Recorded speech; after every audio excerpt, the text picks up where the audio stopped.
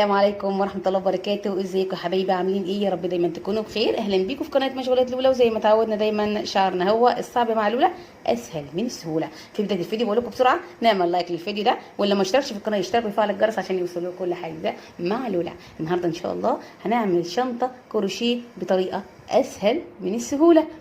النهارده ان شاء الله هنتعلم الفيديو ده حاجات كتير هنتعلمها ان شاء الله.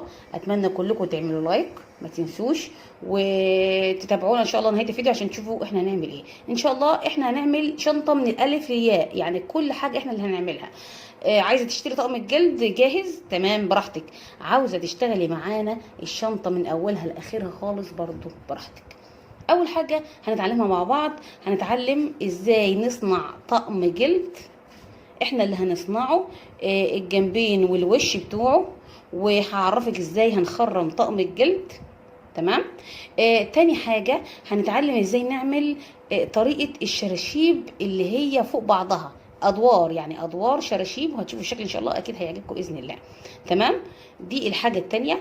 الشراشيب محتاجين هنا، طبعا محتاجين في طقم الجلد هنا، محتاجين اي جلد عندنا واحنا هنقصه ونظبطه. وزي ما انتم شايفين كده هنا بوري لزقناه فيه. هوريكم برضو طبعا شكل البوري اساسا لما نيجي نشتريه، عشان الناس كتير سالتني على موضوع البوري ده. ايه يعني ايه بوري؟ يعني ايه ندعم الشنطه؟ ده اللي بيوقفها زي ما انتم شايفين كده، شايفين ناشفه واقفه.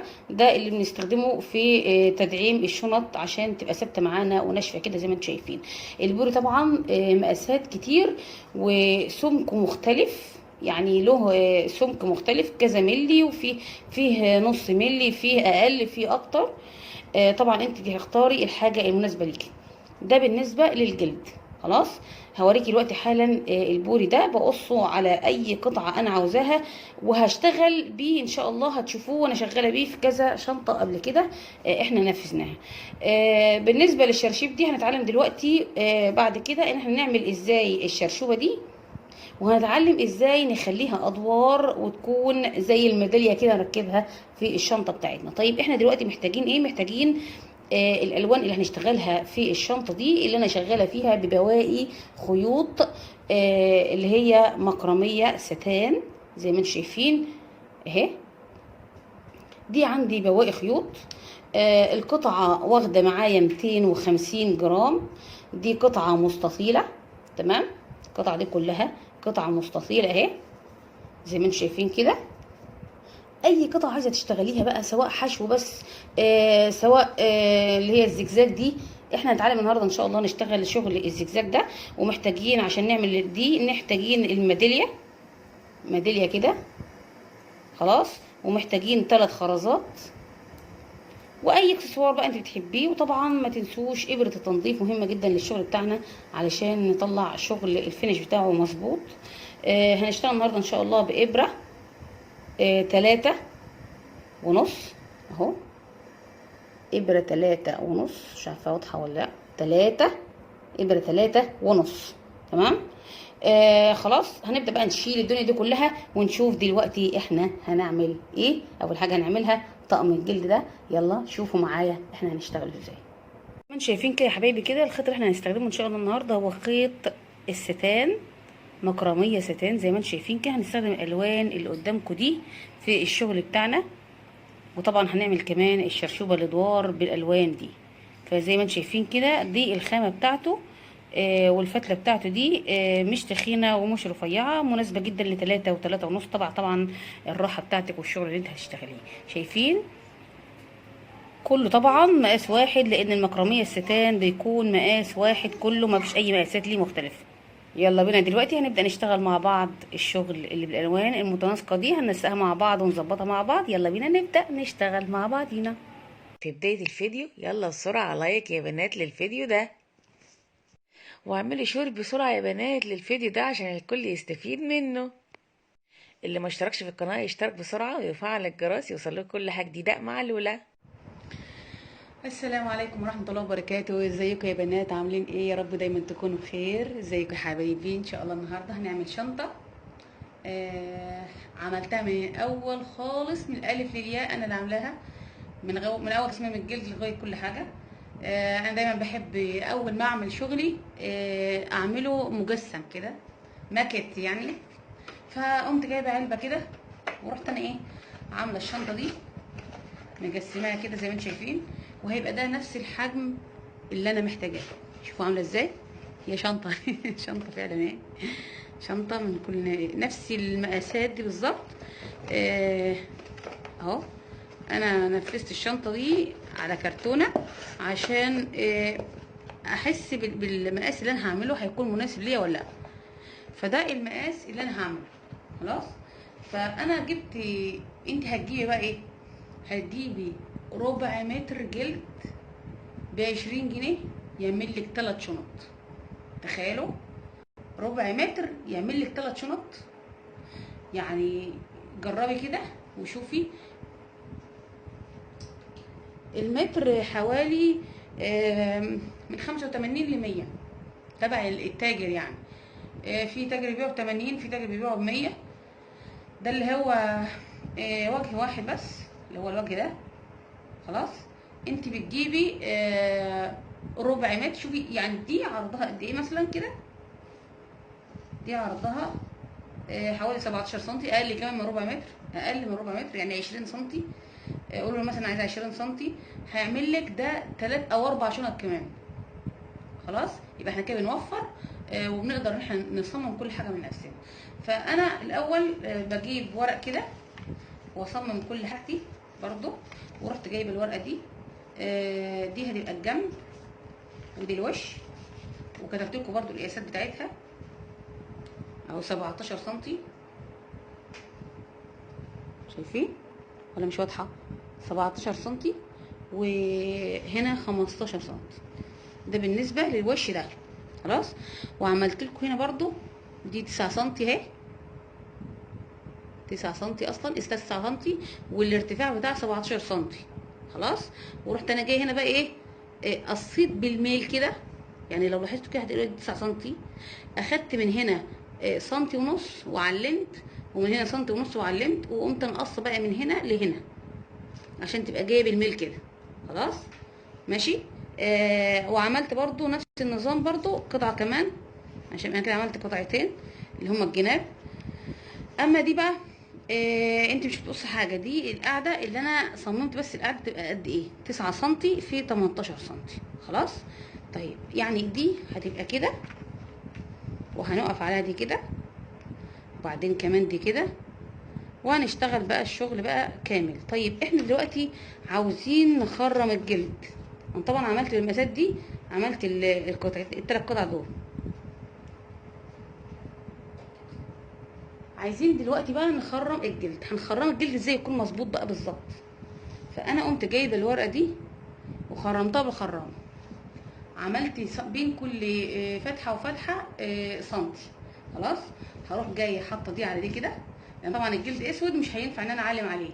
اروح انا جايه حاطه دي على دي كده،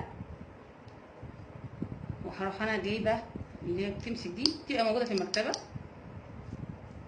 نظبط بقى بالظبط زي ما اتعودنا دايما مع بعض ان احنا كل شغلنا يكون مظبوط بالظبط. ونمسك كده من الناحيه التانيه. طيب هنخرم بقى دلوقتي بايه؟ طبعا انا قبل كده خرمت بمسمار اللي هو التخين كده، اكبر مسمار كده، وبقيت احطه على البوتاجاز واخرم. كانت بتخرم حلو على فكره كويس، بس طبعا كان متعب بالنسبه لي، وواقفه بقى فظيعه وارهاق رهيب، وايدي بتتحرق برده كده. فقررت ان انا اعمل حاجه جديده خالص، وان انا اجيب دي يا بنات مكوه. مش عارفه بيسموها ايه بصراحه، يعني هم بيقولوا مكوه قصدير، مكوه مش عارفه يعني بصراحه. فانا دي حبيتها بصراحه ماشي. احنا لو بصينا كده، لو دخلنا كده جوه كده هتقوم هي تخرم على طول فورا. شايفين؟ بس بالراحه عشان ما تسيحش الدنيا. بسم الله، عشان بس انا بحاول ان هي ما تحرقنيش برضو. شوفوا بسم الله، شايفين من ورا عامله ازاي؟ اهي شوفوا يا بنات اهي باينه. طيب هنمشي بقى على طول على ايه، على الفتحات دي عشان يبقى كده مظبوط بالظبط.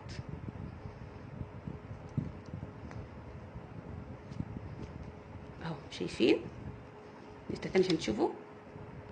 شايفين مظبوطه ازاي بالظبط؟ دايره اهي، دايره. اجيب لكم ورقه بس بيضه عشان تشوفوا كمان وراها اهو. شايفين المنظر؟ هنبدا بقى احنا نخرم بقى كل الاخرام دي عشان تطلع مظبوطه بالظبط معانا. هتطلع بالظبط بالملي معانا مظبوطه، متقلقوش. بس خلي بالكم برضو ما يعني لحسن تحرقوا ايدكم يعني. خلاص هكمل بقى كل الاخرام دي واخرم برضو هنا وارجع لكم تاني ان شاء الله. اهو يا بنات خرمتها كلها اهي زي ما انتم شايفين. لزقت شويه كده في الجلد، هي لزقت طبعا عشان الورق وده زي البلاستيك كده، مش مشكله، احنا هنشيله بالراحه وهيتخلع ان شاء الله. حتى لو لزقت مش مشكله يعني، حتى لو اتقطعت برضو هي ورقه بس للتجارب. الخيط ان شاء الله هيداري كل الشغل ده، مش هيبان اي حاجه فيه ان شاء الله في الشغل اللي احنا هنشتغله. حبيت برضو اوريكم لما الورق بيلزق. انتوا على فكره ممكن تعلموا مثلا بمزيل اللي هو الابيض ده، مزيل الكتاب اللي احنا بنكتب ونعمل بيه المزيل، ممكن نستعمله على فكره في التعليم على الورق. بس هو ما كانش موجود عندي، فانا قررت ان انا ايه استغل بقى اي حاجه عندي بقى خلاص، اعمل ورق وخلاص. اهو شايفين منظره متساويه جدا يعني، صح كده؟ فانا هكمل بقى التخريم كله وارجع لكم تاني. رجعت لكم بنات اهو من بعد ما خرمت كل الاخرام بتاعت ايه، بتاعت الشنطه كلها. وبكده يا بنات فرجتكم ازاي نخرم الجلد وازاي نعمل شنطة بنفسنا من اول خالص الجلد لغاية النهاية ان شاء الله. ده كانت طريقتي في تصميم الجلد وازاي اخرم الجلد، وازاي تجيبي اي موديل يعجبك او حتى تصميم من دماغك انتي، تجيبي الجلد وتنفذيه على الموديل اللي يعجبك انتي. وبالتوفيق للجميع، واتمنى دايما شغلي يعجبكم. ما تنسوش اللايك يا بنات. بعد ما صممنا طقم الجلد اللي انتوا شايفينه ده يا بنات، وقلت لكم هوريكم البوري ازاي اشتغلنا بالبوري ده، او ازاي شكل البوري يعني. هو ده البوري اهو، بيجي لفه كده زي ما انتم شايفين. رب بس يكون واضح معانا اهو، ده البوري. خلاص بتكون عباره عن لفه تقريبا متر وشويه، ممكن متر. طبعا انت بتشتريه بالمتر يعني، بتقولي مثلا هتشتري منه انا محتاجه متر، انا محتاجه مترين، اي حاجه. ده السمك بتاعه اهو، ده السمك بتاعه زي ما انتم شايفين كده. السمك ده 4 مللي. خلاص ده بيكون طري شويه، في سمك اكتر من كده. تمام. انت بقى بتيجي هنا وتقصي الجزئيه اللي انت عايزاها، يعني تحطي قطع الجلد كده عليها وتقصيها. بعد كده بتجيبي اي حاجه تلزقي بيها، مثلا شمع بلاستيك مره استخدمته كويس جدا، وممكن تستخدمي كمان الكله وتلزقيها وتستني لما هي تنشف. خلاص وبكده احنا عملنا الطقم الجلد ودعمناه علشان خاطر يبقى واقف من الجنبين كده زي ما انتم شايفين ويكون ناشف. تمام. هنبدا دلوقتي بقى نشتغل الشرشوبه بتاعتنا اللي هي دي. هنحتاج ايه عشان نشتغل الشراشيب دي؟ بنحتاج يا بنات كده فيزا او اي حاجه قطعه كده نلف عليها الخيط. وهنبدا دلوقتي نلف عدد ثابت. يعني ايه؟ يعني اللي احنا هنعمله كله لازم يكون زي بعض بالظبط وقد بعض بالظبط. شوفوا معايا، همسك كده الخيط بتاعي ايا كان انا عايزه اعمل باي حاجه، حتى لو صوف، حتى لو اي شرشوبه باي خيط، ده نفس الطريقه المتبعه بتاعتنا دي. خلاص كده هبدا دلوقتي الف، امسك الطرف كده واعد اللفات بتاعتي. ادي 1 2 3 4 5 6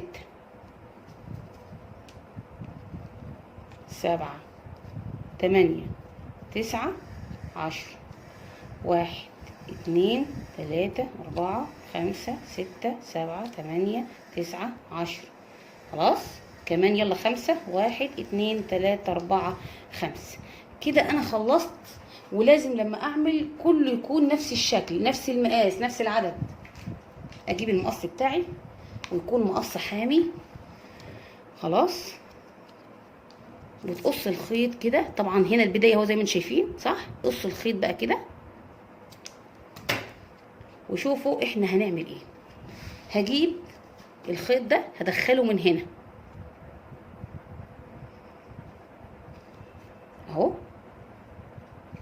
من هنا كده. تمام. وتقصي الخيط بتاعك وتروحي انت ربطاها ربطتين كويسين كده وتثبتي عليهم قوي. تمام اهو.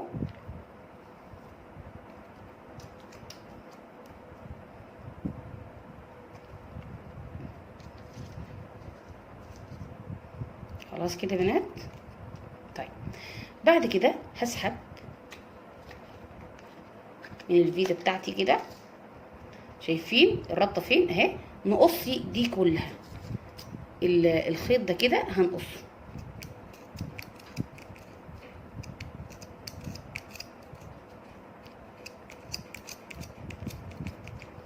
خلاص كده تمام.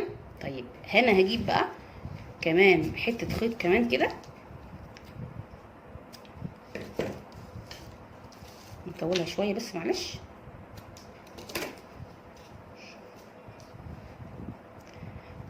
شايفين اهي الربطه اهي؟ اسحبي كده، شايفه؟ واربطي هنا ربطتين كده. ادي ربطه، شايفين؟ فكها تاني بس عشان تتظبط معانا.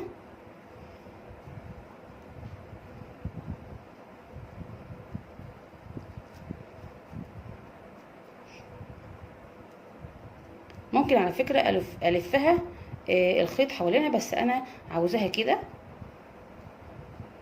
يعني ممكن ألف الخيط كده، فاهمين؟ أهو ممكن ألفها كده، ممكن نلفها كده عادي بدل الربط يعني، بس أنا بحب الربط يعني عشان نثبت الشغل. أهو شايفين؟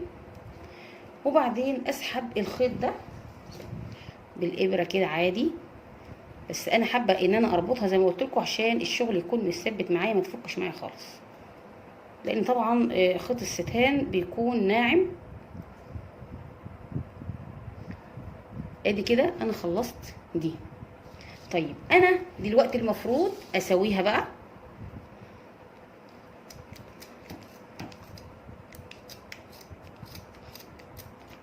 كله يكون متساوي.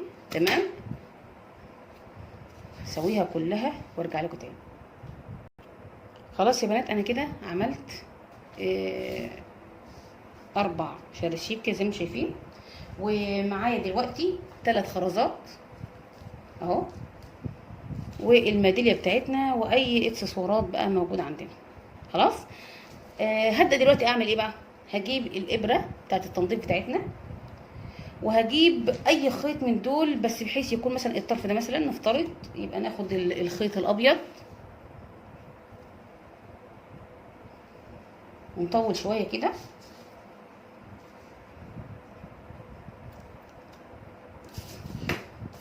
تمام. شايفين عامله ازاي؟ طيب حابه تحط الخرز ده تمام، مش حابه تحطيه برضو مش مشكله. طبعا الخرز ده مش هينفع مع الخيط ده، الخرز ده يكون مناسب جدا لما تكوني بتشتغلي بخيط صوف او خيط قطن. خلاص. انا دلوقتي هعمل ايه؟ هاخد واحده كده من الشراشيب كده، وادخل في النص هنا، في النص هنا. شايفين اهو؟ احاول ان انا ادخل بشويش خالص كده،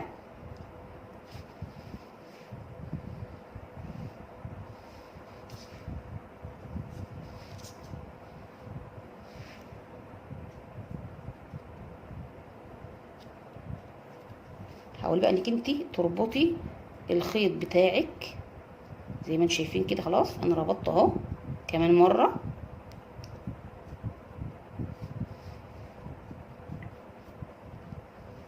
تمام. طيب نجيب اللي بعده نفس الكلام، ندخل في نص الشرشوبه كده بتاعتنا اهو، في نصها كده بالظبط وبشويش خالص عشان ما تفكش منك. تمام اهو. اسحبي الخيط بتاعك ودخليها بقى، ظبطيها تبقى في النص بالظبط.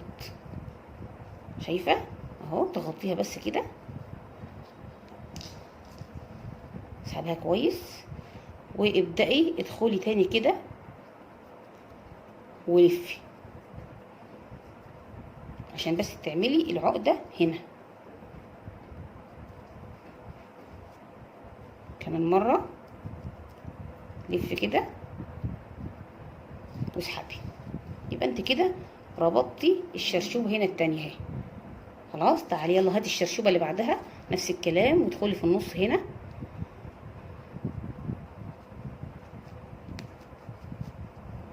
ونسحب. طبعا ما شاء الله الابره اتكسرت معانا، مش مشكله عادي. هتحاولي بقى تغطي زي ما اتفقنا كده،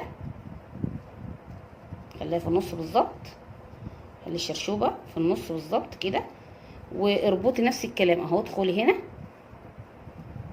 ولفي على الابره بتاعتك واسحبي عشان تديكي كمان عقده هنا. كمان مره تعملي عقده وتسحبي. خلاص حبيت تعملهم 3 بس كده تمام. انا هعمل كمان الرابعه، هدخل من قلب الشرشوبه كده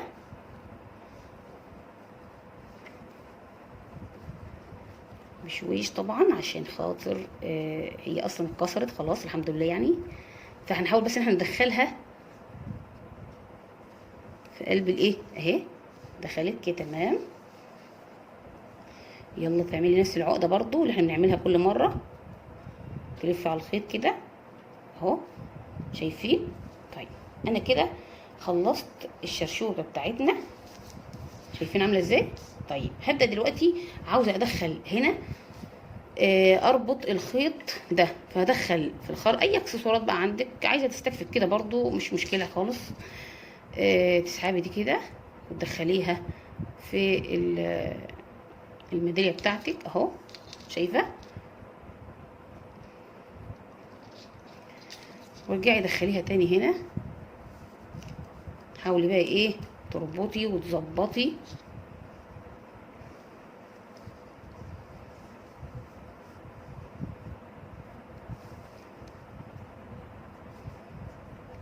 كمان مره رابطه كده عشان بس ناكد على حاجه. النهارده طبعا في الفيديو بتاعنا بنشتغل كذا حاجه وكذا شكل، يعني شغل النهارده شغل جميل جدا وممتع وهتستفيدي منه. الفيديو ده ان شاء الله تستفيدي منه شغل كتير ومعلومات كتير ان شاء الله.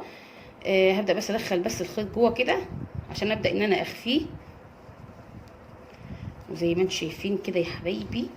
الشرشوبه بتاعتنا اللي احنا صنعناها اهي، هنحاول نخفي طبعا الخيوط ده، هخفيها انا دلوقتي، بس حبيت اوريكم بس الاول الشرشوبه بتاعتنا الالوان المختلفه، تعلقيها بقى في اي شنطه في اي حاجه زي ما انت شايفه كده زي ما تحبي.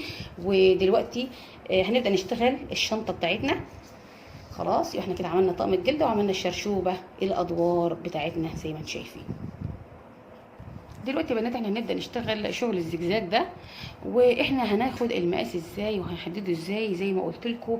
انت هتجيبي طقم الجلد اللي انت صنعتيه او حتى اللي انت شارياه جاهز، وتشوفي الوش بتاعه اللي احنا المفروض هنركب كده الوش هنا تمام.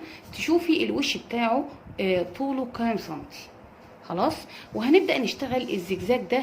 الغرزه دي محتاجه مضاعفات العدد 14، انا اشتغل 14 14 14 لغايه ما اوصل للمقاس اللي انا عايزاه، واعمل كمان غرزتين زياده من اليمين ومن الشمال. خلاص هبدا دلوقتي اشتغل ايه بقى. الطبيعي ان انت ممكن تشتغلي سلاسل سلاسل سلاسل، بس انا هشتغل حاجه احسن لي وتخليني تريحني اولا في الشغل، عشان لو حبيت افك ما فكش كتير وما تعبش كتير في الفك. دي اول حاجه. تاني حاجه هتخلي البدايه في الغرز زي النهايه. يعني ايه؟ انا هشتغل دلوقتي غرزه الفاونديشن، غرزه حشو الفاونديشن، وكل الشغل معانا هيكون على الحلقه الخلفيه. فشوفي كده معايا، لو نلاحظ شايفه حلقتين اهو، البدايه بتاعت الشغل اهو حلقتين عاديين، ونهاية الشغل برضو اهو حلقتين اهم. واضحة معانا؟ طيب انا لو عملت سلاسل واشتغلت الشغل ده هتبقى واضحه جدا البدايه من النهايه. لا انا عايزه اخلي الشغل بتاعي نضيف كده من البدايه للنهايه زي بعض. فهشتغل دلوقتي غرزه الفاونديشن. ازاي نشتغل غرزه الفاونديشن؟ انا عملت لها طبعا فيديو مخصوص ليها، لو حابين تشوفوها هنزل لكم في صندوق الوصف بالتفصيل غرزه الفاونديشن لحشو نص عمود وعمود. عشان خاطر تتعلموها روحوا بسرعه صندوق الوصف وشوفوا الفيديو بالتفصيل عامل ازاي. بس انا هشرح لكم دلوقتي ازاي اعمل الغرزه بالظبط معاكم، ونشوف هنعملها ازاي في الخيط ده. هعمل عقدة البداية خلاص. طبعا ارتفاع غرزة الفاونديشن هي سلسلة، صح كده؟ ادي سلسلة تمام، وهناخد كمان سلسلة وهندخل في اول سلسلة دي، ندخل في السلسلة الاولانية دي خالص اهي، ادخل فيها كده وهلف لفة على الابرة واطلع. انا هقرب بقى الشغل شوية عشان تبدأوا تشوفوا احنا بنعمل ايه. خلاص نبدأ نوضح الشغل بتاعنا ونشيل دي خالص كده.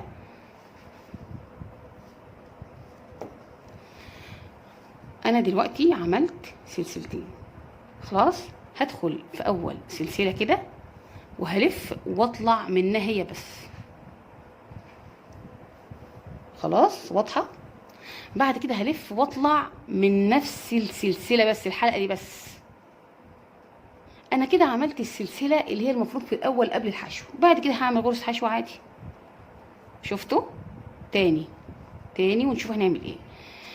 شوفوا هنا حلقتين اهم، ادي حلقه وادي حلقه، شايفينهم؟ واضحه معانا؟ ادخلي في الحلقه دي والحلقه دي كمان حلقتين اهم، شايفاها؟ وبعدين لفي لفه على الابره واطلعي من الاتنين دول. هيبقى معاك حلقتين على الابره، لفي واطلعي من حلقه واحده بس، وبعدين نعملي غرزه الحشو العاديه. يبقى انت كده عملت السلسله وعملت الحشو بتاعها. شايفين كده يا بنات؟ واضحه معانا؟ تاني هنعمل غرزه الحشو تاني بطريقه الفاونديشن. شوفي هنا حلقه اهي وهنا حلقه اهي. ادخلي هنا في الحلقتين دول، هي بتكون لي بالظبط بدايه السلسله المظبوطه اهو. شايفه حلقتين اهم، لفي لفه على الابره واطلعي منهم. هيبقى معاكي اصلا اللفه بتاعتك الحلقه دي والحلقه دي، لفي لفه واطلعي من حلقه واحده بس، وبعدين لفي واطلعي من الحلقه دي ومن الحلقه دي كمان مره.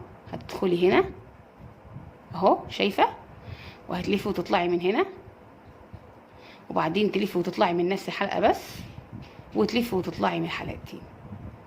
لو لاحظنا هنلاقي اهو هنا السلاسل بتاعتنا هي نفسها شكل السلاسل اللي ورا. ها واضحه معانا طبعا صح؟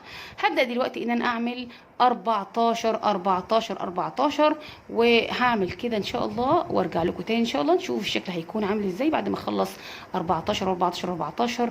وعشان اوصل للمقاس اللي انا عايزاه هقول لكم انا عملت كام سلسله بالظبط، وانتظروني اخلص كله وارجع لكم تاني. رجعت لكم كده يا بنات زي ما انتم شايفين. طبعا دي القطعه اللي انا عاملاها صح كده. شوفوا بقى العدد نفسه اهو، شوفوا كبيره عنها ازاي. طبعا راعي ان انت هتعملي زجزاج، فهياخد طبعا من طول الخيط، فانت بتجربي طبعا عشان تشوفي الشكل هيكون عامل ازاي. فانا عملت 14 و14 و14 وبعدين زودت 2 سلسله او 2 حشو يعني فاونديشن. هبدا دلوقتي اشتغل ازاي. اشتغل في الحلقه الخلفيه ونشوف هنشتغل ازاي في الحلقه الخلفيه. اول حاجه هنعمل سلسله بعد ما خلصنا كده الدور بتاعنا، هنعمل سلسله. طبعا انت مالكيش دعوه بالغرزه اللي طلعتي بيها دي، ما تشتغليش فيها. ادخلي في الحلقه الخلفيه، عندك حلقه هنا وحلقه هنا، ادخلي في الحلقه اللي ورا دي اهي واعملي غرزه حشو وعدي يلا معايا. عدي معايا 6 مرات. ادي 1 2 تاني وغرزه حشو في الحلقه الايه الخلفيه زي ما انت شايفه كده اهو. عندك حلقه هنا وحلقه هنا، ادخلي في الحلقه الخلفيه. ادي 3 4 5 6. تمام كده. طيب شايفه واضحه معاكي؟ دي الحلقه الاماميه زي ما انا قلت لك. طيب دلوقتي انا هعمل ايه؟ هعمل هنا مرحله تناقص 3 غرز مع بعض عشان تبدا تديني الكيرف اللي هو زي السبعه كده. هاخد الحلقه الخلفيه دي اهو، شوفوا معايا، ادخل هنا وهلف واسحب. ادخلي في الحلقه اللي بعدها اهو، الحلقه الخلفيه كده، الف واسحب. الحلقه الثالثه الخلفيه الف واسحب. بقى معاكي 4 حلقات على الابره، لفي واطلعي بين كل الحلقات. خلاص انت كده عملتي عمليه تناقص لشغلك. يلا نكمل. هنشتغل دلوقتي خمسات. اول حاجه هنا 6 واخر حاجه 6 عشان بس عاوزين غرزه زياده بس في الجنب ده وفي الجنب ده عشان تساوي الشغل بتاعنا. دلوقتي انا هعمل 5 غرز حشو في الحلقه الخلفيه. ادي الحلقه الخلفيه كده، هتعملي غرزه حشو. ادي 1، التانيه اللي بعدها، التالتة، 4، 5. تمام. طيب انا عملت هنا عملية تناقص، يبقى انا هعمل هنا عملية تزايد. ازاي؟ هاجي في الحلقة الخلفية هنا وهعمل 3 غرز حشو في نفس المكان. ادي 1 في نفس المكان، ها، 2 نفس المكان، التالتة، الغرزة التالتة دي اللي هتديني الكيرف اللي هو نازل لتحت كده. ابدا دلوقتي اعمل 5 غرز حشو ورا بعض. ادي 1، الغرزة اللي بعدها 2، الغرزة اللي بعدها 3، اللي بعدها 4، تمام، 5. لاحظوا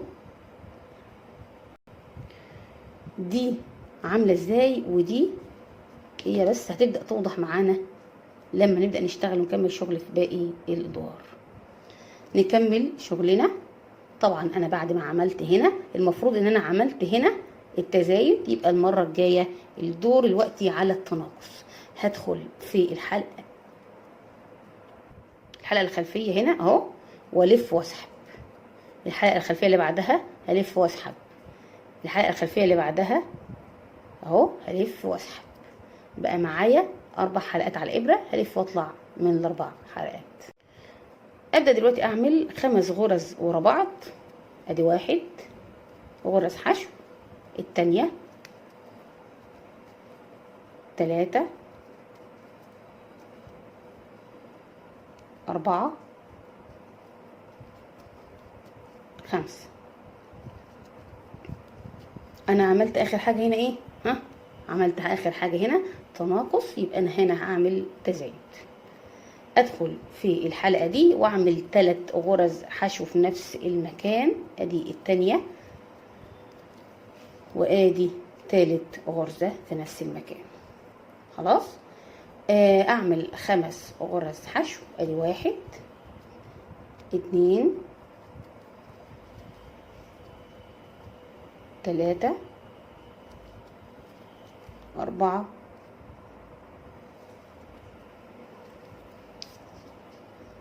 وادي 5 غرزة. ونركز مع بعض ونشوف احنا اشتغلنا ايه. ها، اخر حاجة كانت ايه؟ اخر حاجة كانت التزايد. دلوقتي الدور على ايه؟ على التناقص. ادي غرزة، لفي واسحبي. الغرزة اللي بعدها لفي واسحبي. كل ده بنشتغل فين يا بنات؟ في الحلقة الخلفية. الغرزة اللي بعدها لفي واسحبي. معاكي 4 حلقات على الابرة، لفي واطلعي من ال4 حلقات. طيب انا المفروض اعمل 5 غرز حشو، لان دلوقتي اخر حاجه عندي، يبقى دول المفروض يكونوا 6 غرز حشو. ادي 1، قلت هنبدا في البدايه ب6 وفي النهايه ب6. 2، 3، ركزوا معايا، 4، 5. نركز مع بعض في الحركه الاخيره دي.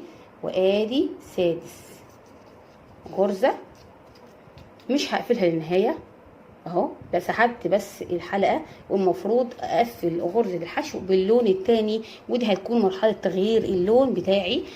هجيب اللون ده كده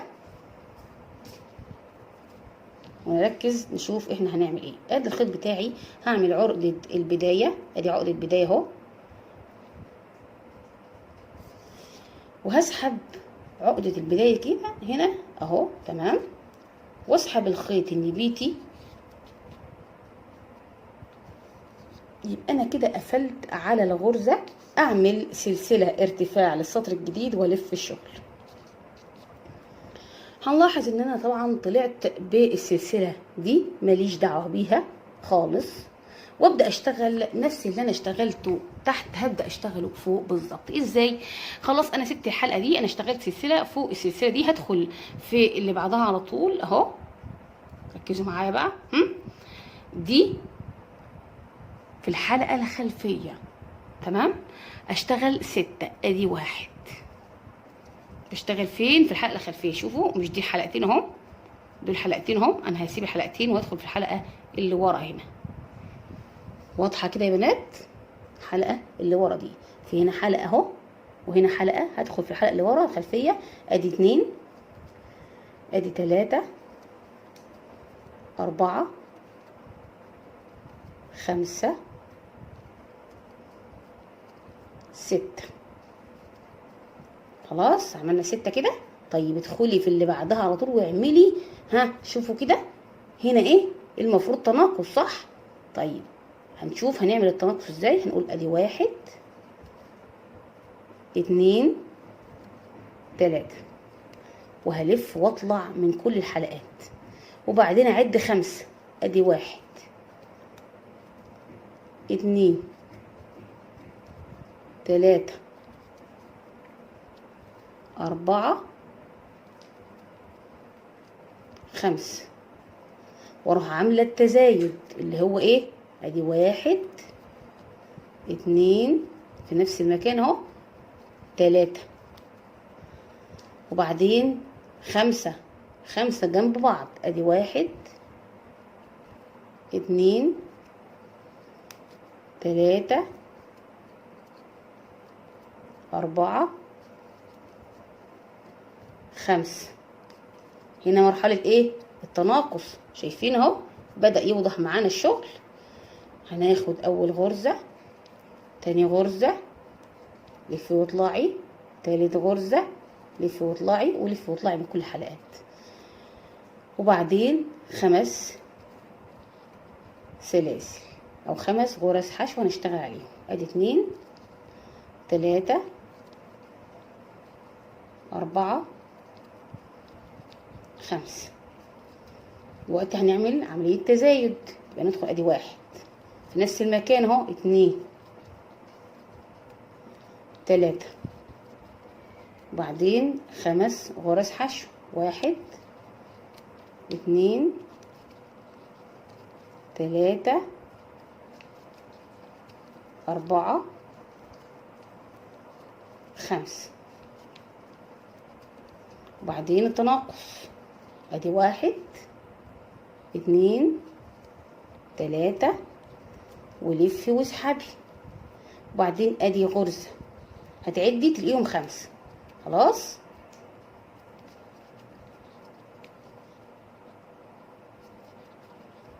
ستة يا بنات، معلش سوري 6. مفروض نوصل ل6 غرز مع بعض. سوريكم الشكل بقى بتاعنا اهو. شايفين؟ شوفوا الشكل عامل ازاي. بدأ يديني الشكل الزجزاج كده. وادي كده الغرز اللي قفلناها. ادي 1، 2، 3، 4، 5، وادي ال6 نعملها الاخيرة. طيب دلوقتي انا هرتفع سلسلة وهلف الشغل، وزي ما انا عملت هبدأ اعمل كده كل مرة، بس انا هعمل كل لون سطرين، يعني سطر رايح وراجع، علشان خاطر لما اجي اوصل الخيوط اهي اقدر اسحب الخيوط من جنب واحد. وده هيكون بالطريقه دي زي ما انتم شايفين كده اهو.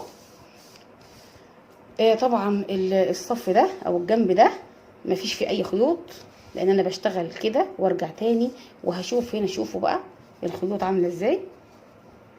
طيب انا بقى هحدد كام سطر على اساس ايه؟ يعني انا هشتغل كام صف يا ترى؟ اقول لك انا هتشتغل كام صف. اللي هيحدد الموضوع ده القطعه الجلد بتاعتك، اللي هي القطعه دي. هنبدا نشتغل في الاخرام دي غرز حشو، ونشوف دلوقتي احنا هنشتغل غرز الحشو دي ازاي. تابعونا وخليكم معانا، واوعوا تروحوا كده ولا كده، وما تنسوش تعملوا لايك يا حلوين. يلا اذا كان شغلنا عجبكم ما تنسوش تعملوا لايك واشتركوا في القناه لو ما اشتركش بسرعه عشان تفعلوا الجرس ويوصلكم كل حاجه جديده معلوله. وما تنسوش ان احنا نعمل كل يوم شنطه جديده وشغل جديد، ودايما تابعونا وانتظرونا، هتلاقوا كل حاجه جديده وكل حاجه اسهل من سهوله مع لولا. انا دلوقتي يا حبايبي راجعه عشان هوريكم ازاي دايما هنقفل السطر، وهديكم بس ملحوظات كده مهمه جدا تعرفوها لما تكونوا بتشتغلوا في الزجزاج ده. شوفوا انا طبعا زي ما قلت لكم انا بعمل 5 غرز صح كده، وبعدين 3 تزايد، وبعدين 5 غرز، وبعدين 3 تناقص، وبعدين 5 غرز صح كده، وبعدين 3 تزايد. هنيجي بعد كده في الاخر هنا وفي الاول هنا دايما بنعمل هنا 6 وهنا 6. شوفوا بقى ولاحظوا معايا ايه اللي احنا ملاحظينه مع بعض في الشغل ده. بصوا ادي 1، طبعا بنشتغل في الحلقه الخلفيه غرزه حشو، 2 3 4 5 6. دي ملحوظه مهمه جدا يا بنات، وخدوا بالكم عشان تعرفوا ان انتوا مش غلطانين في الشغل ولا حاجه. احنا عملنا كده 6 صح؟ لاحظي بقى ان هنا كمان في غرزه سايبينها، شايفه هنا غرزه سايبينها، يبقى احنا دايما هنسيب الغرزه اللي هنا. دلوقتي احنا المفروض نعمل 5 بس، والغرزه ال6 دي ما نقفلهاش كده لان احنا طبعا هنغير اللون في المرحله دي. فاحنا هنبدا نعمل دلوقتي 6 غرزه اهو، هندخل هنا ونلف الخيط ونطلع كده. دلوقتي المفروض الدور على اللون النبيتي ده. هبدا دلوقتي ان انا اشتغل على اللون ده وهدخله واوصله جوه الشغل. هجيب دلوقتي الخيط واعمل عقده بدايه. طبعا في الطبيعي انا ما كنتش بعمل كده، انا كنت باخد الخيط واوصل اول باول كده مثلا، يعني اسحب الخيط ده واوصله. هتشوف برضه في المرحله دي ان شاء الله هوريها لكم ازاي هنعمل الشغل بالطريقه دي. بس انا طبعا بحب بس ان انا اوريكم كل التفاصيل. وطبعا القطعه المفروض ان انا خلصتها كلها. نفترض مثلا احنا كده خلصنا، وانا هقص كده اللون الابيض بتاعي او الاوف وايت بتاعي. هبدا اوصل الخيط التاني بتاعي كده، وهوريكم في المرحله الجايه ازاي انا كنت بسحب الخيط من هنا من غير ما اقصه. كان عندي هنا 3 فتلات كده زي ما انتم شايفين كده، 3 خيوط، لا 4 معلش يا بنات، 4 طالعين معايا كده، 3 كده والرابعه اللي انا كنت بشتغل عليها. فهبدا دلوقتي ان انا اسحب عقده البدايه كده خلاص، وابدا دلوقتي اعمل سلسله ارتفاع. المفروض ان انا بس جيت دلوقتي اقول لكم في المرحله دي ليه، عشان انا هسحب الطرفين دول معايا وهخفيهم جوه الشغل بتاعي. فنركز كده يا حبايبي. كل ده انا جيت على المرحله دي بالذات عشان خاطر اوريك ازاي احنا بنخفي الخيوط جوه الشغل. تمام، انا ارتفعت سلسله اهو زي ما انتم شايفين كده. هبدا اشد الخيط الاوف وايت عشان بس يبقى ثابت معايا، وادخل في اول غرزه واشتغل اهو. شايفين هحط الخيطين دول او الاثنين خيط دول كده فوقها كده هنا فوق الفتله دي كده، وهلف واعمل غرزه حشو. انا كده قفلت على اول غرزه صح، ادي 1. ادخل في الثاني اهو تاني ومعايا الخيط اللي انا عايزه اخفيه، ادي الثاني. ثالث غرزه، رابع غرزه، بعدين 5. شوفي انا ساحبه ازاي الخيط معايا، الخيط بيتخفى من نفسه من غير اي مشكله. وادي 6 غرزه. تمام. طيب شوفوا بقى وصلنا كده لمرحله التزايد اللي هنا. هدخل هنا واعمل 3 غرز حشو تزايد. ادي اول غرزه، في نفس المكان الغرزه الثانيه، في نفس المكان الغرزه الثالثه.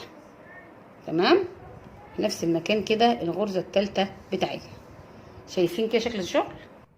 نبدا دلوقتي ان احنا نكمل، نعمل 5 وبعدين تناقص، 5 وبعدين تزايد، 5 وتناقص.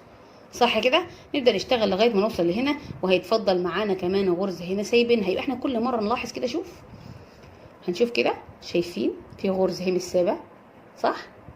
ها اللون اللي قبله في غرزه اهي متسابه خالص. بنسيب دايما غرزه هنا، يعني احنا بنفضل نشتغل نشتغل نشتغل نشتغل لما نوصل هنا.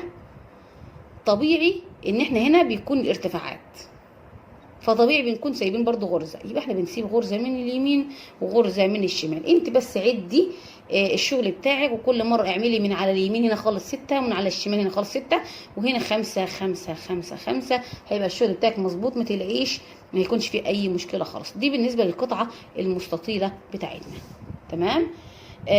المفروض ان انا بقى دلوقتي هبدا اعد الغرز دي. هنعدها ازاي؟ طبعا كل لون يعتبر صفين صح؟ كل لون من دول صفين. انا هشتغل واكمل بس دول، هكملها كده للنهايه وارجع لكم تاني عشان تشوفوا كل التكات والحركات. انتظرونا. دلوقتي انا خلصت يا بنات، زي ما انتم شايفين كده الصف كله، الدور كله خلصته اهو. زي ما احنا قلنا المره اللي فاتت، فيها عندي غرزه اهي، يا رب تكون واضحه معانا. بنسيبها، يعني احنا بنعمل هنا التزايد وبعدين نعمل 6 غرز ونسيب الغرزه الاخيره دي.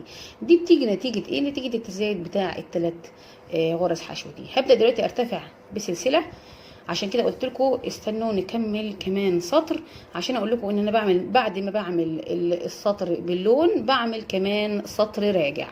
شوفوا انا عندي هنا اهي غرزه اهي، شايفينها؟ اول غرزه دي ملكيش دعوه بيها، دي ملكيش دعوه بيها. ادخلي في الثانيه دي واعملي 6 غرز. ليه بقى؟ احنا اتفقنا احنا بنسيب غرزه من اليمين وغرزه من الشمال. ادي تاني غرزه، وادي تالت غرزه، 4 5 6. يلا اقول لك كمان ملحوظه بقى كده. يلا الوقت المفروض ان احنا جاي لنا ايه؟ التزايد. طيب التزايد كل مره بيكون فين علشان نتاكد دايما ان شغلنا مظبوط؟ شوفي هنا الثلاث غرز التزايد هندخل في اللي في النص، يعني هنسيب واحده من هنا وواحده من هنا، والغرزه اللي في النص هي دايما اللي بيشتغل فيها التزايد. ادي كده، ادي 1 2 3. دي اول ملحوظه. طب الملحوظه الثانيه اللي احنا بنلاحظها برضو في الشغل عشان نعرف ان شغلنا مظبوط.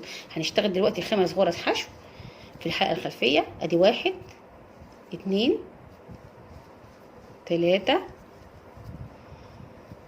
4 5. تمام كده. طيب هنلاحظ ايه بقى الملحوظه الثانيه هنا؟ شوفوا معايا الملحوظه الثانيه، ان انا طبعا بعمل هنا مرحله التناقص صح؟ باخد غرزه واثنين وثلاثه. بلاحظ دايما ان الغرزه اللي هي التناقص دي واضحه معانا، بتكون دايما في نص الشغل، يعني باخد واحده قبلها وبعدين هي وبعدين واحده بعدها. اهو بصوا، اخد اول غرزه كده ادي 1 والف واسحب.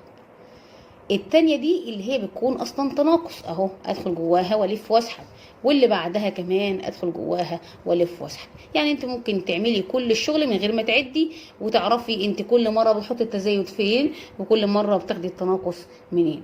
وعرفنا كده، وهنكمل كده ونشوف دلوقتي احنا هنعد على اساس ايه. زي ما قلت لكم ان الواحده من اللون دول ب2 صح؟ الواحده من دول ب2. يعني احنا لما هنشتغل دلوقتي على قطعه الجلد هنشوف دلوقتي احنا هنشتغل ازاي، ونركن بقى القطعه المستطيله دي خالص على جنب. وهنبدا دلوقتي ان احنا نشتغل القطعه اللي هي ايه؟ اللي هي القطعه بتاعتنا بتاعت الجلد دي. قطعه الجلد دي هنشوف احنا دلوقتي هنشتغل فيها ازاي. تابعونا وخليكم دايما معانا. يلا نبدا نشتغل في قطعه الجلد ونشوف هنشتغل على انهي فتحه كام غرزه، وازاي بنحدد الفتحات هنا في الشغل ده، عشان تعرفوا ان الفيديو ده مهم جدا وبنتعلم فيه حاجات كتير تخص الشنط، لان طبعا الشنط لها بحر طويل وبحر كبير جدا جدا في التظبيط، وازاي تخلي الفينش بتاعك مظبوط 100%. ما تنسوش يا حبايبي ده لما وصلتوا النقطه دي تعملوا لايك للفيديو ده، وتقولوا لنا رايكم في الكومنتات عن شرحنا. اتمنى يكون شرحنا عاجبكم واسلوبنا يكون مفيد بالنسبه لكم، وشرحنا يعني نقدر نوصل لكم اي معلومه ونقدر نفيدكم بالشغل بتاعنا. يلا بينا نبدا نتعلم الشغل على الجلد مع بعضينا. اول حاجه هنعملها هناخد اللون اللي هيكون سائد في الشنطه او اكتر لون هنشتغل بيه في الشنطه، وهنعمل عقده بدايه للشغل. خلاص هنبدأ دلوقتي نشتغل على الفتحات الموجودة هنا. هنشوف دلوقتي الفتحات دي في اطقمة جلد بيكون الفتحات متقاربة، وفي الفتحات متباعدة، وفي الفتحة تكون واسعة، وفي الفتحة تكون ضيقة. كل حاجة من الحاجات دي لها اعتبارات كتير. يعني مثلا اعتبارات الخيط، النوع اللي انت هتشتغلي بيه. لو هتشتغلي بخيط لين تخين فانت ممكن تاخدي غرزة واحدة بس طبعا كل ده بالتجارب يا بنات. يعني ايه؟ يعني انا لما باجي اشتغل طقم جلد مستحيل ولا اي بروفيشنال في الدنيا تقول لك اعملي دايما في القطعه غرزه واحده، اعملي غرزتين، اعملي مره غرزه ومره غرزتين. لا، لازم انت تجربي ويكون عندك حس فني للشغل. يعني انت لما تيجي تشتغلي مثلا على طقم الجلد او على حتى الخشب، انت بتشتغلي وتجربي الشغل بتاعك. عشان كده قبل ما اطلع هنا طبعا انا جربت على قطعه الجلد التانية عشان نشوف بالظبط هيكون الشغل ايه. طبعا انا لازم اجرب وافك واجرب. اهم حاجه عندي ايه؟ بصوا انا اشتغلتها اهو. اهم حاجه عندي القطعه تفضل مفروده ومشدوده ومش مرخيه. فاهمين؟ يعني عاوزه السلاسل دي تكون مظبوطه، ما تكونش مشدوده وتتقص مني. لان طبعا لو هي مشدوده، شوفي هي مظبوطه ازاي. شوفي مظبوطه بالشعره. ليه؟ ها، شايفين الظبطه بتاعتها مفروده. حتى انت لو ما حطيتيش البوري بتاعك هتتفرد معاكي. ليه بقى؟ لان انت مظبطه شغلك بغرزك، بعدد الغرز، بنوع الخيط. طيب هنتكلم دلوقتي ونجرب مع بعض نشوف هنشتغل ازاي. اول حاجه هدخل كده، ده الوش ووش الشغل اهو. هدخل هنا واسحب الخيط بتاعي، تمام، واعمل غرزه اللي هي غرزه اول حاجه تثبيت الشغل. خلاص. هبدأ دلوقتي اشتغل جوه الفتحة. هل الفتحة تجيب كمان؟ يعني هل الفتحة دي تجيب؟ طب لو الفتحة ضيقة يبقى احنا هنعمل غرز منزلقة ونشتغل على المنزلقة، وهتشوفوها ان شاء الله في فيديو تاني باذن الله. هعمل فيديوهات تانية لشغل كتير للجلد ونشوف طرق مختلفة، وكمان على الخشب هنشوف طرق مختلفة لعدد الغرز وازاي نشتغل لو كانت الغرزة او الفتحة دي ضيقة، ولو كانت الفتحة واسعة هنعمل ايه عشان نداري الحاجات الديفوهات بتاعت الشغل. هبدأ دلوقتي ان انا اشتغل كمان في نفس المكان تاني اهو، في نفس المكان. خلاص هي تجيب اهي الفتحة تجيب كمان. ادي اول يعتبر كده اول غرزة ليا، والاولانيه خالص كانت تثبيت الشغل. تمام كده. اول غرزه ندخل في تاني غرزه. خلاص كده انا اشتغلت غرزتين. تعالوا ندخل بقى نجرب هنشتغل في الغرزه التانيه غرزتين كمان اهو، ونشوف الشغل هيكون مشدود معايا ولا لا. ها، مظبوط ولا مش مشدود، ولا مرخي ولا متني ولا ايه؟ مظبوط، يبقى انا كده شغاله تمام. اللي تعملي في القطعه دي هتعملي في القطعه التانيه بالظبط. خلاص يبقى انت كده اشتغلتي قطعتين، واسحبي معاك الخيط ده عشان تداري الشغل بتاعك وتداري الخيط الزياده عندك. انا كده اشتغلت هنا 2. تعالي نشتغل في التالتة كده 2 كمان. ادي 1، ادي 2. شد ايدك مظبوطه علشان غرزه السلسله اللي فوق ما تكونش واسعه وتبوظ الشغل منك في تقفيل الشغل. خدوا بالكم معايا، لما اشتغلت هنا 2 وهنا 2 ودي 2 هتلاحظ ان هي بعدت عن المسافه دي، هتضطر تعملي كمان واحده كمان تالته. خدي بالك انت عملت هنا مره 2 ومره 2 والتالته دي عملت فيها 3، اذا هتعملي في القطعه التانيه زي دي بالظبط. نفس اللي هتعملي في القطعه دي هي اللي هتعمليه في القطعه التانيه. دلوقتي انا هبدا اشتغل هنا غرزتين بس. ادي غرزه وادي الغرزه التانيه. خلاص كويسه كده اهي. ها، بنلاحظ مع بعض. نيجي ندخل في التالتة. هعمل هنا ادي غرزة التانية. ها، شغال كده، شغال تمام برضو. يبقى انا هشتغل التالتة دي بعدت مني ازاي؟ الفتحات هشتغل فيها 3. ادي 1. شد ايدك علشان غرز السلاسل ما تكونش ايه، ما تكونش مرخية معاكي وتدينا غرز واسعة وغرز ضيقة. ادي تاني غرزة وادي تالت غرزة. ها، واخده بالك معايا كده؟ شايفه؟ يبقى انا كده عملت هنا 2 وبعدين 3 عشان حسيت انها وسعت وبقت ملمومه هنا، فهضطر ازود هنا. ادي 2 و2 وادي 3. يبقى هنعمل نفس الكلام كده. هفضل اشتغل بالطريقه دي كده. ادي 2 اهو، ادي 1 2. ها، والثانيه اللي بعدها 2. ادي 1 2. شايفين الشغل مظبوط ازاي اهو. طيب اللي بعدها هتكون 3 لانها بعدت مني. اقول 1 2 3. فكت مني معلش كده. دي 1 2 دي التانية ودي التالتة اهو. خلاص كده انا وصلت للركنة دي. هنشوف الركنة دي هنشتغل عليها ايه. طبعا الركنة دي لازم يكون الشغل عليها مختلف لان هو دوران صح. انا في الطبيعي بشتغل هنا 3. طب نجرب 4 ونجرب 5 ونشوف هتبقى مظبوطة معانا ازاي. ادي 1 2 3 4. مظبوطة كده صح. شايفين كمان 1 5 عشان تدينا الكيرف الملفوف المظبوط اهو. شايفين عمل ازاي معانا، لف معانا ازاي كده. 5 هنشتغل هنا 2 وهنا 2 و2 لانها متقاربة مع بعض. ادي 1 2 وبعدين هنا كمان 2. ادي 1 2 وبعدين دي كمان 2. ادي 1 2 كده. الشغل معانا مظبوط صح كده. طيب دلوقتي احنا هنعمل ايه؟ ثواني كده بس نشوف كده معانا.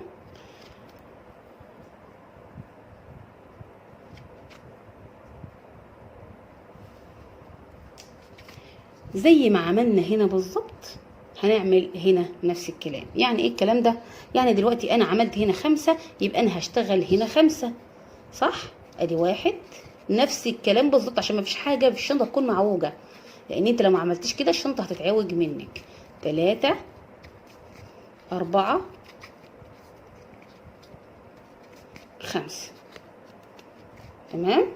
طيب يلا بقى نعمل ايه بقى دلوقتي؟ هنعمل نفس اللي احنا عملناه هنا هنعمله هنا. يعني انا عملت هنا 3 يبقى هنا 3، عملت هنا 2 يبقى هنا 2، عملت هنا 2 يبقى هنا 2، هنا 3 يبقى هنا 3. شايفين 2 2 3 2. نفس اللي انا عملته هنا هبدا اعمله هنا. وبكده انا اكون شرحت كمان جزئيه الجلد وازاي نشتغل على الجلد. لو حسيتوا ان الفتحه دي واسعه خلاص، نفترض ان الفتحه مثلا واسعه واحنا عاوزين نقفل الفتحه دي كمان، هندخل كده هنا. ركزوا معايا ونفترض مثلا ان انا هاخد الخيط بتاعي، خيط البدايه كده، نعمل عقده البدايه. انا بس بوريكم كل الحاجات. هدخل في الفتحه اللي بعدها دي وهلف الخيط واطلع من هنا ومن هنا، وبعدين ادخل في الفتحه اللي بعدها الف واطلع من هنا ومن هنا. تعملي غرزه منزلقه اهو، شايفه. وبعدين تدخلي على الفتحه اللي بعدها تجيبي الخيط اهو كده وتطلعي من هنا اهو، تطلعي من هنا ومن الخيط. شايفين الغرزه عامله ازاي اهو.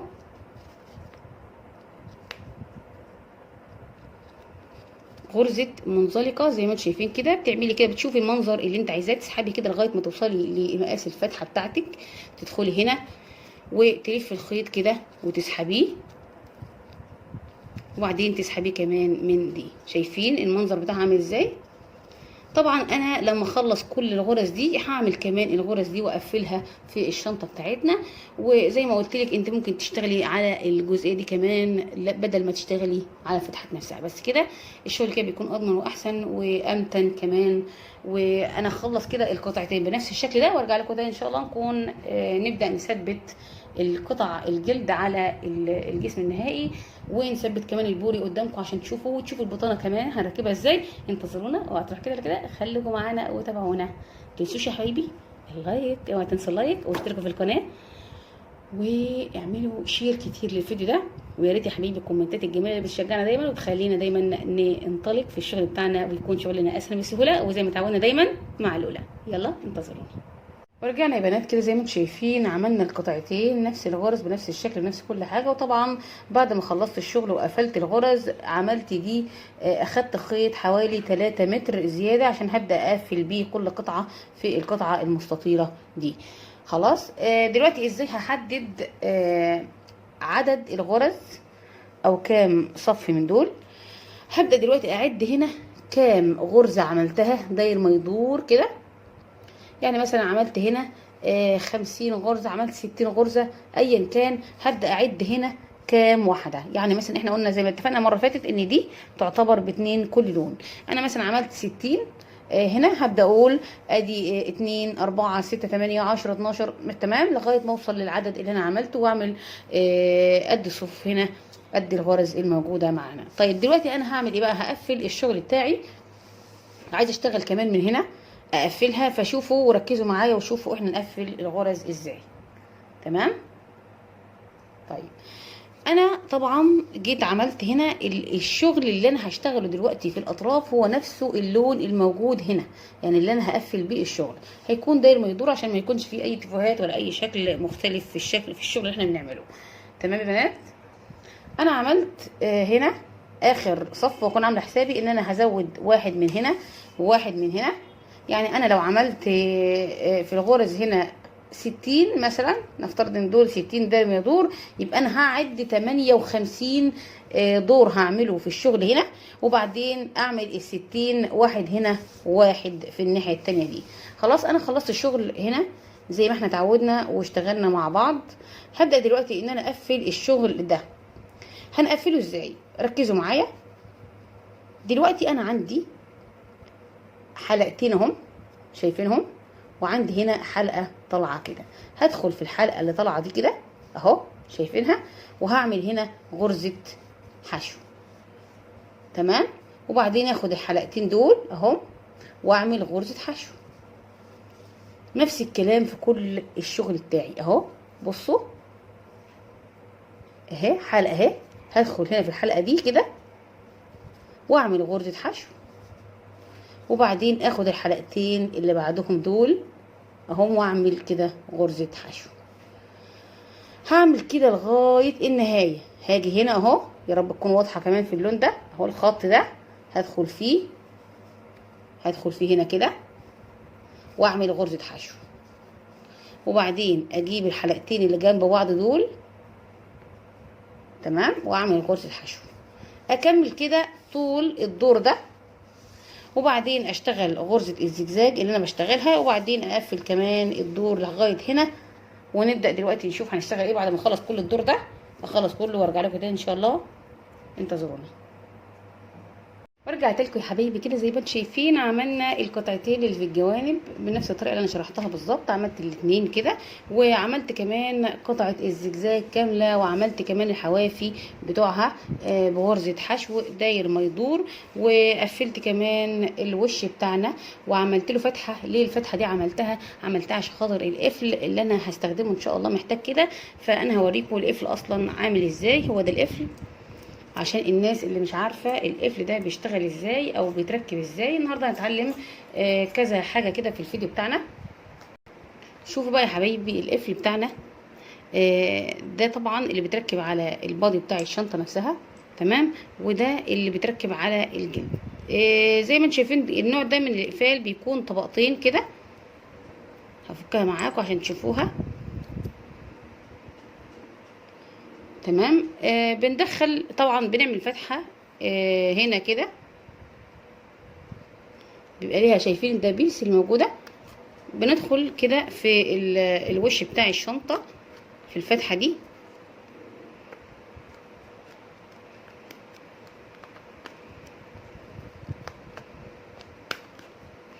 انا بس عاملاها بالظبط عشان خاطر ما يبقاش في اي حته كده طالعه ولا اي حاجه. شايفين اهو دخلتها كده اهي، واروح جايبه القطعه دي حطاها عليها كده.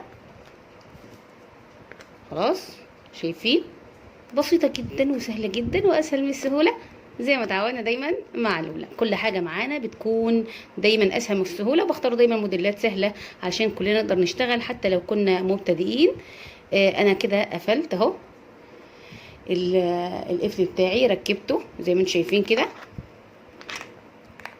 ظبطه بس مع نفسي كده اهو، هو كده اتظبط تمام. زي ما انتم شايفين كده شكله عامل ازاي، جميل جدا وسهل جدا. دلوقتي انا هدخل على مرحله ايه بقى. المفروض دلوقتي ان انا اركب الوش على القطعه المستطيله ايا كانت الغرزه اللي انت عملتيها. وهبدا دلوقتي ان انا اركبها بخياطه عاديه. فهستخدم النهارده ابره التنظيف دي. خلاص. وهبدا طبعا انا لما كنت اشتغلت داير ما يدور بالقطعه دي على غرزه الحشو، فانا فضلت وصلت لغايه هنا وقفلت بغرزه منزلقه، ودلوقتي انا واقفه عند طرف الشغل بتاعي، وهبدا دلوقتي ان انا اخيط. فهدخل كده عادي خالص، خياطه عاديه جدا. تمام. وهدخل في الراس بالظبط. يعني انا المفروض عامله هنا 5 غرز حشو، هدخل في الغرزه الثالثه اللي في النص، وهخيطها زي ما قلت لكم خياطه عاديه جدا كده. وبعدين ندخل في الغرزه اللي بعدها.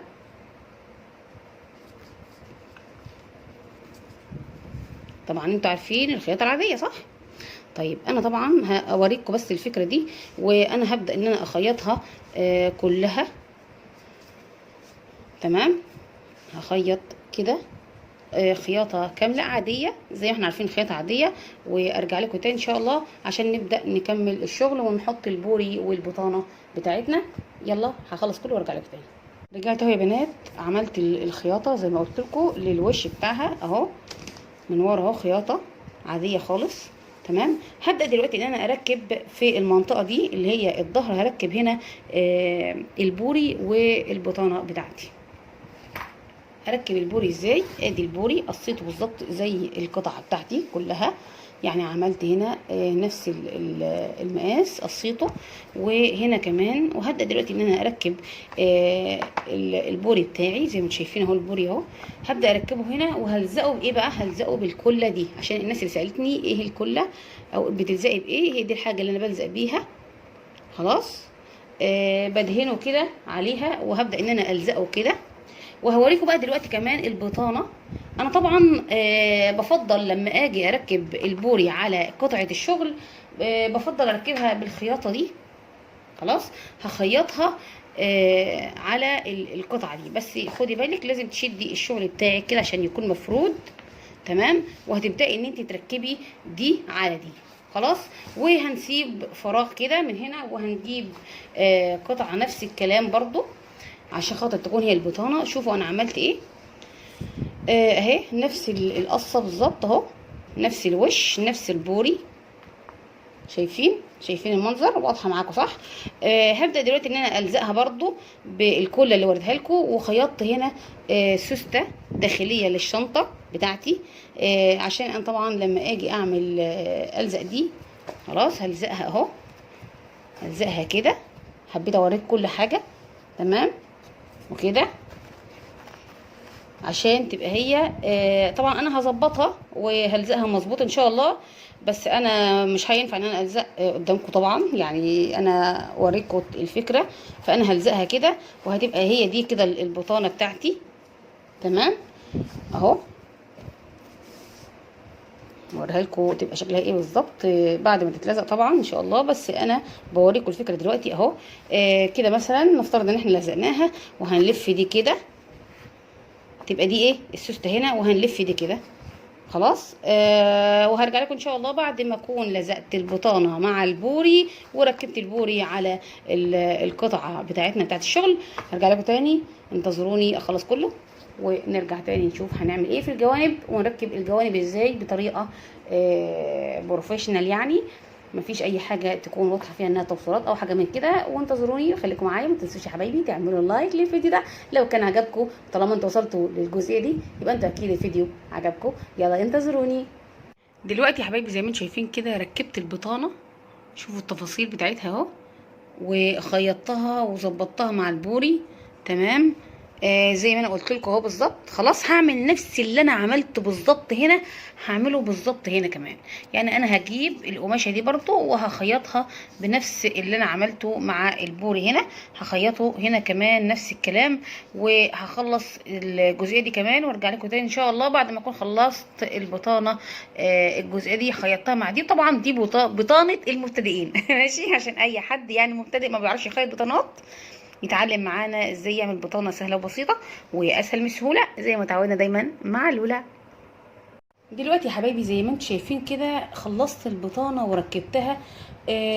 زي ما قلت لكم حطيت البطانه على البوري ولزقتها بالكله كده وخيطت هنا من الجوانب. يا رب بس تكون واضحه شويه. انا طبعا شاده ايدي شايفين الخيط. طبعا مفيش حاجه باينه خالص. اهم حاجه تشتغلي بنفس لون القماش اللي انت بتبطني بيه. تمام. دلوقتي انا عملت كمان نفس الحكايه في القطعه الجلد بتاعت الجوانب. جبت برضو القماشه دي ولزقتها برضو بالكل هنا وخيطتها من الاطراف بالطريقه دي زي ما انتم شايفين كده. شغل شكله نظيف جدا. دلوقتي هنبدأ نركب الجوانب في البادي بتاع الشنطة نفسها. وهنبدأ دلوقتي نشوف هنركب الجوانب مع بعض ازاي بطريقة اسهل من السهولة زي ما اتعودنا دايما مع لولا. دلوقتي انا المفروض دي بداية الشغل بتاعي اللي انا هعمل كده. يعني هوصل الشنطة كده خلاص. طيب دلوقتي انا هعمل ايه؟ هجيب الابرة بتاعتي زي ما انتم شايفين كده. نظبط بس كده الاول. خلاص يلا بقى نبدأ دلوقتي نشتغل تقفيل الشنطة ونركز يلا مع بعض يا حبايبي. انا هبدأ دلوقتي اقول لك انا عاوز اشتغل على ايه. انا عاوز دلوقتي اشتغل على عندك هنا في السلسلة بتاعتك في القطعة دي عندك هنا حلقة هنا وحلقة هنا. شايفين اهو. هندخل بالابرة كده فيها حلقتين كده زي ما انت شايفه. خلاص واضحه. طيب انا عاوز اجيب الحلقه اللي هي في الجنب ده اجيبها مع الحلقه اللي في الجنب ده. خلاص كده واضحه معانا. يعني انا هاجي على الحلقه اللي في الجنب ده كده. طبعا هنا برضو حلقتين اهم، حلقه هنا وحلقه هنا. الحلقه اللي في الجنب ده هدخلها مع الحلقه اللي في الجنب ده. اتفقنا يا بنات؟ طيب دلوقتي انا هاجي على اول غرزه هنا وهجيب الخيط بتاعي واعمل عقده بدايه. تمام اهو. هعمل عقدة بداية.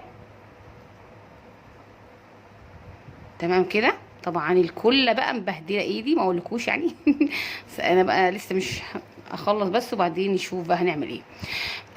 ابدا ادخل كده زي ما انتم شايفين. سحبت الخيط وهبدا دلوقتي ادخل في اول حلقه هنا. شايفين اهو.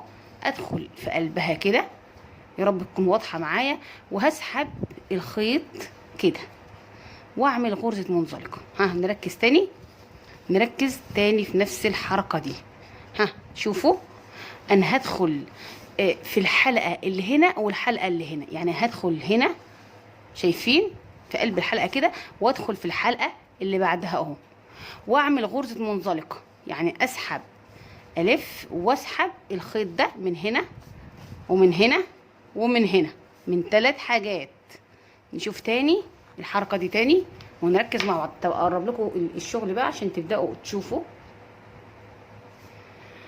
هقرب لكم شويه كده. شايفين كده تمام. بس نبدا نشوف مع بعض الغرزه اهي. شايفين؟ طيب هبدا اعمل ايه دلوقتي؟ هدخل في الحلقه دي اهو في قلب الحلقه دي كده. خلاص. وبعدين اجي على الحلقه اللي جنبها على طول اهو. ادخل هنا كده. بقى معايا 3 حلقات على الابره. واضحه معانا؟ خلاص اهو. الف الخيط ده هنا واسحب من هنا ومن هنا ومن هنا. تمام. هتدينا غرزه منزلقه اهي. تاني يا بنات وركزوا معايا في الشغل كويس جدا. هدخل في قلب الغرز اهو هنا. ادي حلقه وانا معايا على الابره حلقه. وهاجي هنا في الحلقه اللي قصادها اهو. شايفين؟ وادخل وبعدين اجيب الخيط اهو الفه على الابره واسحب من هنا ومن هنا ومن هنا. افضل اشتغل كده لغايه طبعا نهايه الدور. ادخل هنا وبعدين ادخل في الحلقه اللي قصادها واسحب الخيط من هنا ومن هنا ومن هنا. اظن انها طريقه اسهل من السهوله ها زي ما اتعودنا دايما مع لولا. وهبدا دلوقتي ان انا اشتغل بنفس الطريقه دي داير ما يدور. ازاي؟ انا هقول لك برضه عشان خاطر يبقى كل التكات والحركات عرفناها مع لولا وما قصرناش معاكم في اي حاجه. هبدا دلوقتي ان انا اشتغل زي ما انتم شايفين كده. شوفوا اهو غرزه منزلقه اهي. خلاص كمان مره عشان خاطر الحبايب. هدخل هنا تاني، شايفين؟ هدخل هنا الغرزة اللي قصادها وهلف الخيط، تمام، واسحب من هنا تاني. طلعت معلش، اسحب من هنا ومن هنا ومن هنا. سهلة ولا صعبة؟ شايفين تشطيب الشغل؟ طيب انا اخلص ديت وارجع لكم تاني لغاية هنا، بس اخلص الجزئية دي عشان خاطر اوريك الدوران بتاع الشغل هيكون عامل ازاي. استنوني ثانية وارجع لكم تاني. ورجعنا يا حبايبي لما خلصنا الدور ده كله كده. هبدأ دلوقتي ان انا اشتغل نفس اللي انا عملته داير ما يدور، بس انا رجعت دلوقتي عشان اوريكم ازاي هنعملها، وهي ما فيش فيها اي تغيير، بس انا حبيت اوريكم عشان خاطر الناس اللي مبتدئين اللي مش بيعرفوا يشتغلوا خالص والاول مره يشوفوا تقفيله الشنطه. هدخل هنا اهو، هدخل هنا كده، وبعدين الغرزه اللي قصادها اهو هدخل في قلبها كده وهلف واطلع من هنا ومن هنا ومن هنا. هبدأ اشتغل بنفس الطريقة دي كده. هتروح الشنطة بقى تلف لوحدها كده اهو، شايفين اهو كده وكده وكده، تمام. هنكمل اهو،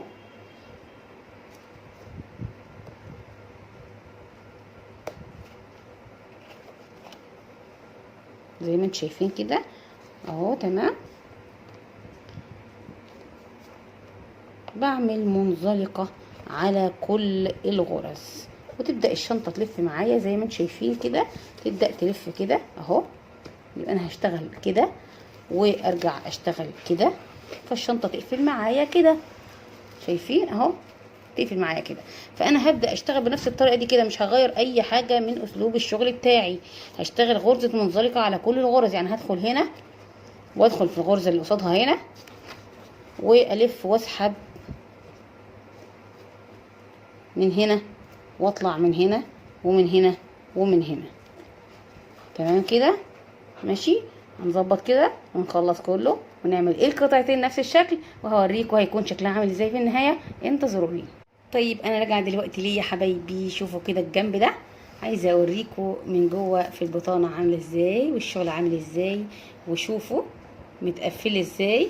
ها، بطانه اسهل من السهوله وبتقفلها كلها على يعني متركبه كلها وملزوقه ومفيش فيها اي مشكله خالص زي ما انتم شايفين.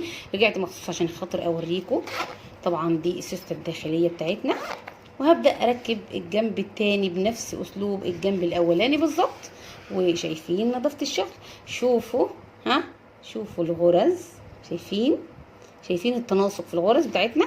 شايفين مفيش فيها اي توصيلات ولا تحسي بيها باي حاجه خالص. غرزه منزلقه اهي. اتمنى تكون واضحه معانا. كمل الجنب التاني وارجع لكم تاني، وبعدين هعمل كمان القفل ده عشان خاطر ابقى رجعت عملت حاجه مفيده. شايفين طبعا القفل ده هنكمل وهنفتح دول كده. هي جايه اصلا كده بالطريقه دي، تمام. وهفتحهم كده وهدخلهم هنا. هظبط طبعا كده، هظبط دي هنا كده بحيث تدخل كده، وهدخلها هنا كده واخرم واتني الجزء دي. هتشوفوها ان شاء الله لما ارجع بس اعمل الجنب التاني، وانتظروني. ركبت انا كده يا بنات الجزئيه دي. دلوقتي انا هركب جناب هنا علشان خاطر اعلق فيها الايد بتاعت الشنطه. وهجيب دي، شايفينها؟ دي طبعا سهل جدا، بتسهل عليا تركيب الشنطه. فانا هخرم من هنا كده ومن هنا، وهبدا ان انا ادخل الاجزاء دي كده خلاص، وهبدا ان انا اتنيها من جوه زي ما انتم شايفين كده. يا رب تكون واضحه، مش عارفه واضحه ولا لا. نحاول احنا نوضحها معاكم اهي. شايفين المسامير دي؟ هنتنيها بقى كده بالبنسه دي زي ما انتم شايفين كده هاتني الجزء ده والجزء ده، وهعمل هنا واحدة وفي الناحية التانية واحدة، ونركب فيها السلسلة. وزي ما انتم شايفين كده اهو، دي اتركبت من الجنب ده ودي اتركبت من الجنب ده. وهبدأ دلوقتي ان انا اجيب السلسلة بتاعتي واركبها كده.